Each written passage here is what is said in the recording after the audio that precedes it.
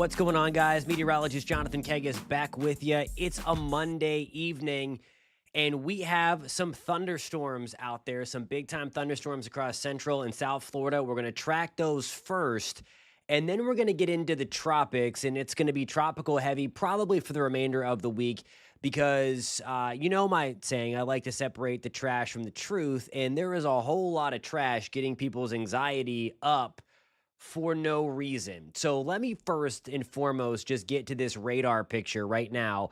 It is rocking out there. Above my head, courtesy of WeatherStem, is Wedgefield. Below my body in the Brady Bunch box, it is Port Canaveral. We are lighting things up all over the place. You're going to notice lightning strikes like crazy. There's another big bright flash right there. So here is where we have the biggest thunderstorms right now. And we did have an earlier tornado warning, waiting to see if there's any kind of damage reports coming in. That was in out of Osceola County. And let me double check real quick. With that, so I'm going to do this kind of in real time with you guys with the National Weather Service chat room that I have.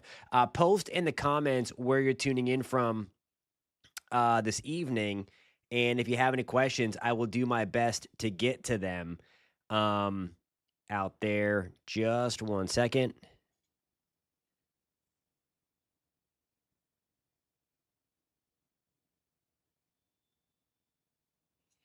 All right, I can't walk and chew gum, so I just had to double check what since I was mentioning about that potential damaging thunderstorm that went through northern Osceola County into southern Orange County. We had that through.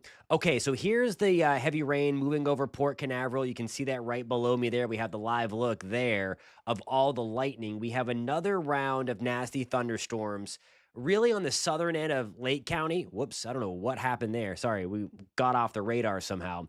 Southern end of Lake County and southern end of Orange County. These are lifting up to the north. So this is coming through the east side of Claremont. Lots of heavy rain, a lot of lightning. This is going to be pushing into Ocoee. If I have anybody tuning in from Ocoee, Oak Ridge, Windermere, Dr. Phillips. This is going to move into the Orlando metro area in about 15 to 20 minutes.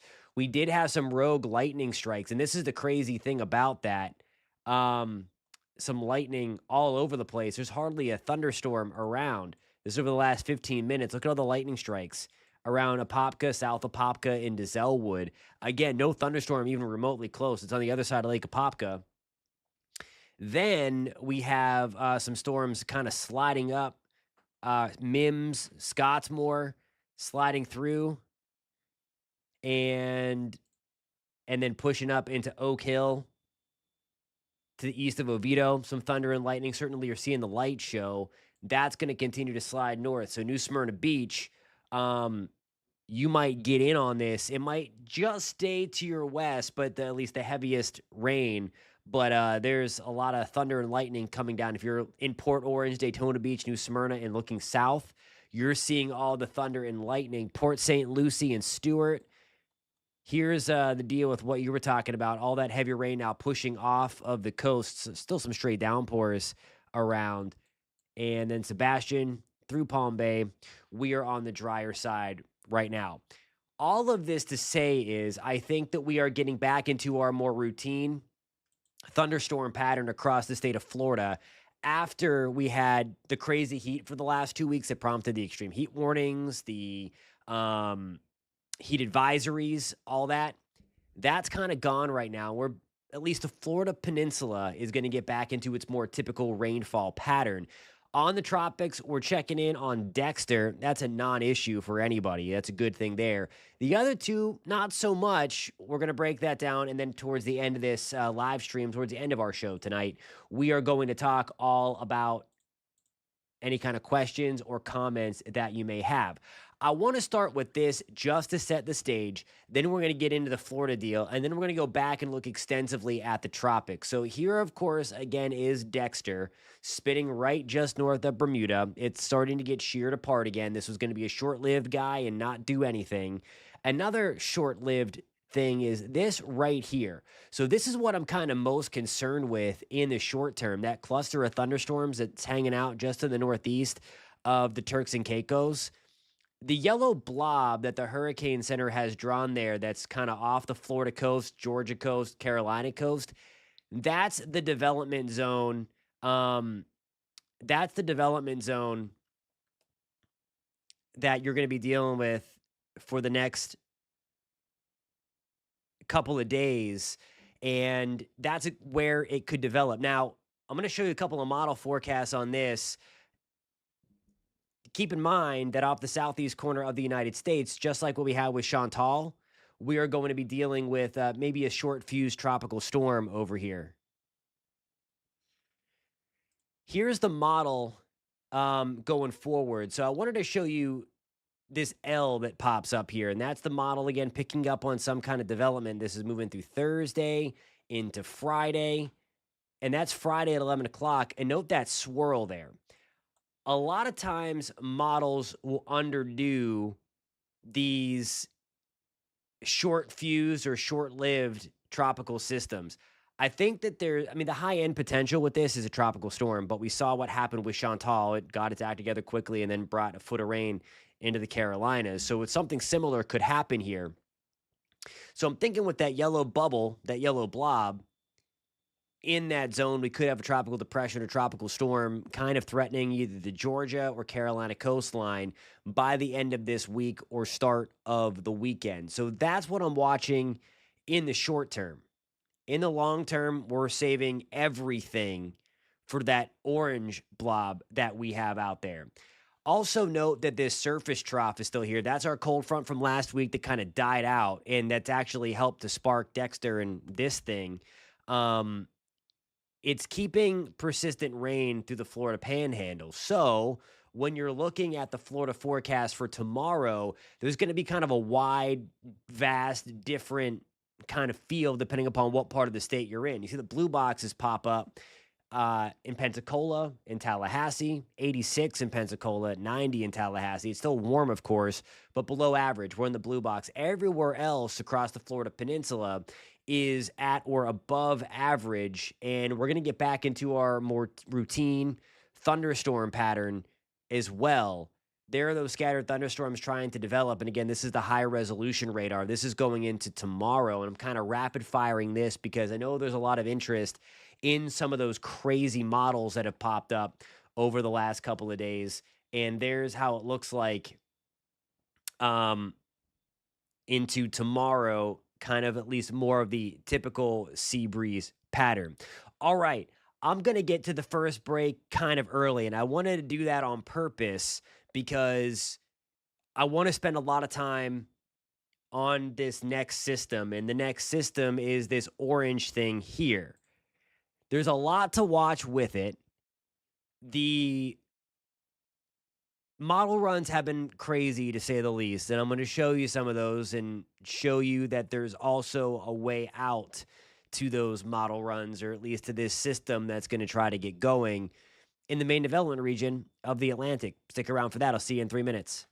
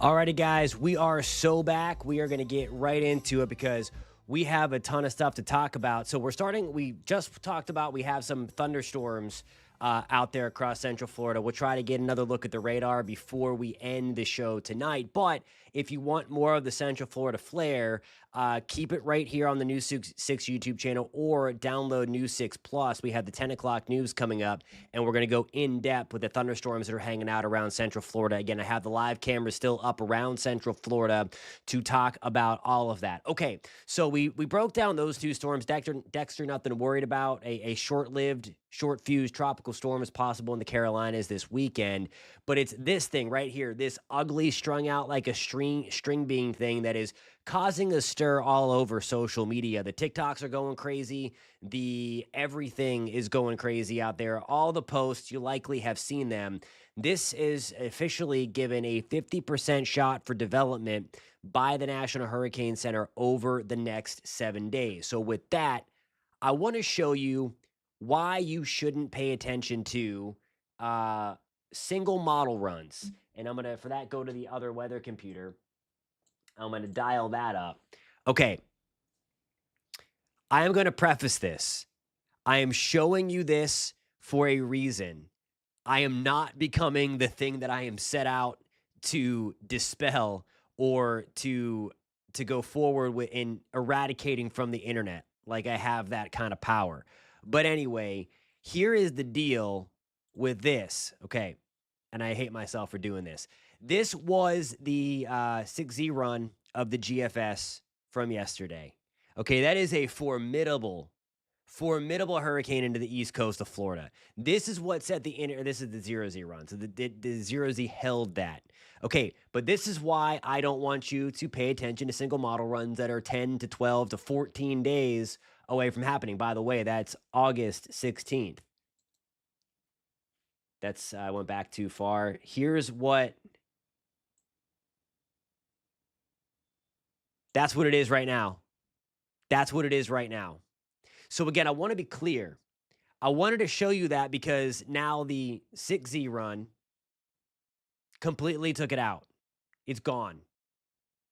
The 12Z run from this morning. This is 6Z on the 14th of August. It's nothing. Okay, so it's critically important that you don't fall for the hype with the storm. Certainly, you never throw a model run out. You always put it in there. However, you don't go crazy. And the reason for that is rather than look at these individual models that paint the doom and gloom scenario here, look at what's steering it. Look at the environment. Number one, remember last week at this time, I think it was last Monday, because the Tropics Watch newsletter just came out and I wrote my newsletter on artificial intelligence versus the deterministic, how all the AI models were blowing up a storm to make landfall in Florida like in a couple days. It's not there anymore. Same deal with this. You can't put stock into one singular model run. The best thing to do is ensembles, and I will show you those in just 1 second. Here's what we need to be looking at, okay? This is what we need to be looking at. This is the upper level pattern. This is going to be the European ensemble mean for the 500 millibar level, okay? So I want to take this back to where we are right now. Number one, the ensemble mean really doesn't have much. There's our thing right there, that little donut hole. Not impressive at all. The one thing I want to bring your attention to, though, is this. And this is what we need to watch to see if that wave is going to threaten the Caribbean islands, threaten the Southeast U.S., or threaten the Gulf Coast. If models continue to latch on to this dip in the jet stream up there, it's taken the escape route, and it's not getting close. And this is what people aren't showing you. There needs to be context with that. They're just going to try to plaster this out there so it goes viral, and then they collect money from that ad revenue. That's all they're doing. And if they tell you otherwise, it's BS. Okay, I'm just going to be real with you. because that's what they're doing. If you showed something like this, okay, here we go. This is the way out. Every time I forecast one of these long track storms, I first look for the escape route. Is there an escape route out to sea? And there is. Now we just need all the models to be on board with picking up on that. Because if that is there on August 7th, and we have a little thing right here, bye. It's gone. And we're sitting pretty. And all this anxiety that has been kind of flung up for no reason is just that.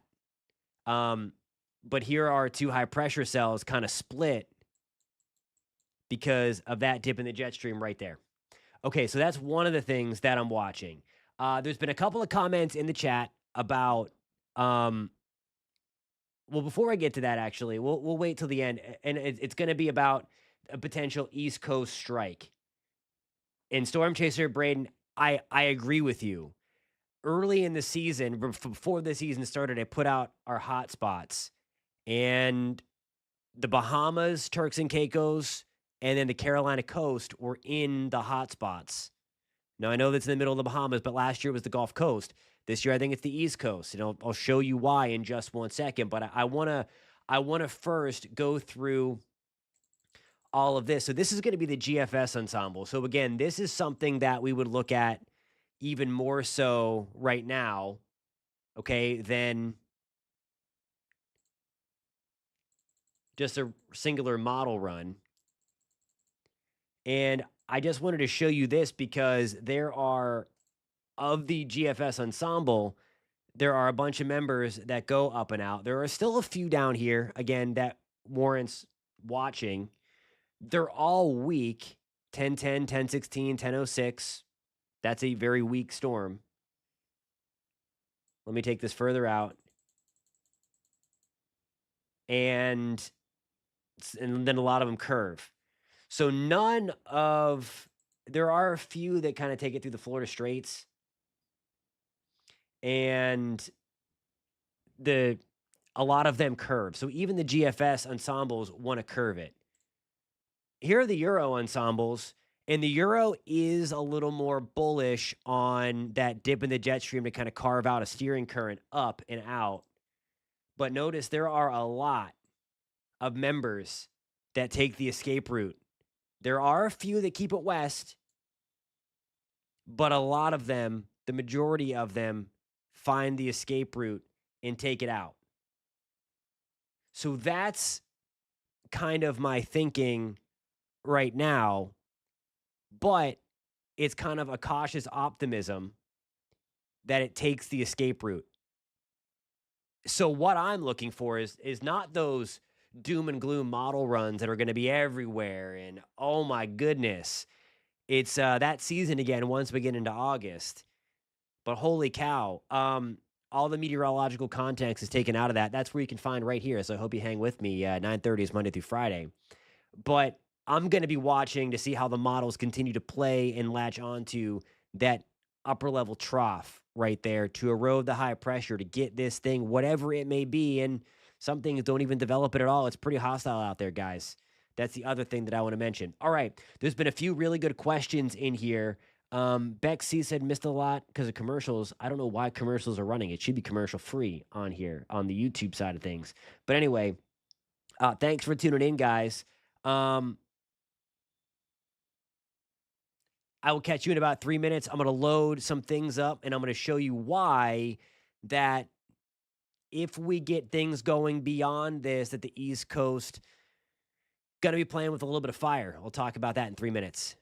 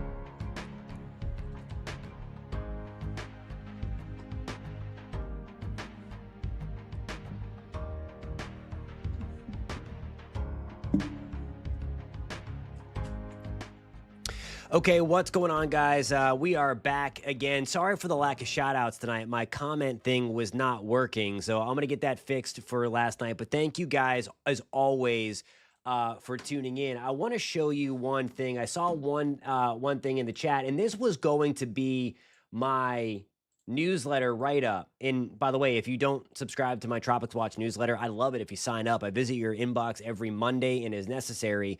It's on clickorlando.com/newsletters. I just sent one out about 8 o'clock. That was a little late today because we had the tornado warning in Orange and Osceola County that I was obviously had to deal with that before I could get everything in your inbox. But one of the things that was brought up here was the fact that, okay, I think the East Coast is looking due for a strike of some kind. And I'd have to agree with that. And the issue is it's this high pressure just won't leave the Northeast alone.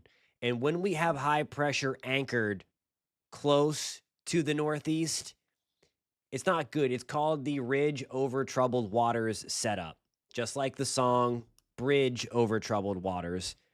I believe Simon and Garfunkel, the artists on that. But what we're looking at here is higher than normal heights in the Northeast. That's going to be high pressure. So if something is, and all of this is high pressure. So if you have something trotting along, and it tries to go up, it's going to be deflected back and not going to let it go out. So we're going to be watching the Azores high out here, and then this big chunk of high pressure building. Now that's going out to August 10th. Let's see if I have anything goes out. If it goes out any further, that's the 18Z run. So let's go out to 12Z or back to 12Z. We get more time, and I mean it's only more expansive. So we do not want anything to develop out of the main development region because it's going to have a tendency to come west. Now, remember, I mentioned before that in this first go around, we do have this, again, dip in the jet stream right here, kind of for a short time, parting the Red Sea, if you will, separating the two high pressure cells. And that allows the weakness in the ridge. The storm feels that and it goes up and out. So that is our hopeful escape route. And again, all of that for storm number one could be a moot point anyway, because it might not even develop. Like the Euro has, like, let's just focus on that for a second. How bad, like the Euro has literally developed almost every wave off of Africa. And have we really gotten anything? I think the model is just realizing how terrible it is for development out there, and terrible in a good way for humans. It's just not conducive right now. I think what we have to worry about eventually is getting like those naked waves that don't have any thunderstorms with them close to this area, and then them kind of moving through and then firing up and then kind of moving in. So that is one of the things that I'm watching as the season rolls on. Again, this first one, it's a very big, wide area. And yeah, I would say there may be a limited risk for the southeast corner of the United States. But what I wanted to get my point across tonight, and what I'm going to do every single night this week, is to show you that until that escape route closes, there's nothing to be anxious about, because there is a way out for this storm. There's actually really two, directionally and developmentally wise, because again, this is it. That's it. It's nothing right now. It's just a strung out wave, and it's got to get its act together first. And there's dust, dry air out there. It's stable. It's just not very conducive to development. That's just, but again, you're not going to find that on TikTok. They're going to be like, hey, there's this huge storm coming for New Orleans or for Florida, for the Carolinas. There's nothing to worry about right now. Don't worry. Whenever you'll know it. You'll know it if there's a reason to start doing that. It's always be prepared, and then just kind of, unfortunately, it's that wait and see. We're at limited with the data that we have, but there's an escape route, and that's the most important thing. Alrighty, guys, I have to get ready for the 10 o'clock news. We have thunderstorms out there. If you're in Central Florida, tune it over to New 6 Plus. If you have that, it's a free download. There's a bunch of tropical stuff there as well if you're outside of the greater Central Florida area that I think you'll like. And also on the New 6 YouTube channel, that's also going to be there. We are tracking storms in like literally a minute or two. I got to run, guys. Sorry again for the lack of shout outs. I really appreciate you all being here. We're going to do this again tomorrow night at 9:30. I'll have more stuff fired up. I'm going to have my comment section fired up and working. That tornado warning really set me behind on some things tonight on checking out that everything work and everything. So thank you again for being with me, for hanging out at 9:30. I will see you guys tomorrow at 9:30 or in a couple minutes as we're tracking storms through Central Florida. Catch you in a minute, guys. Have a good one.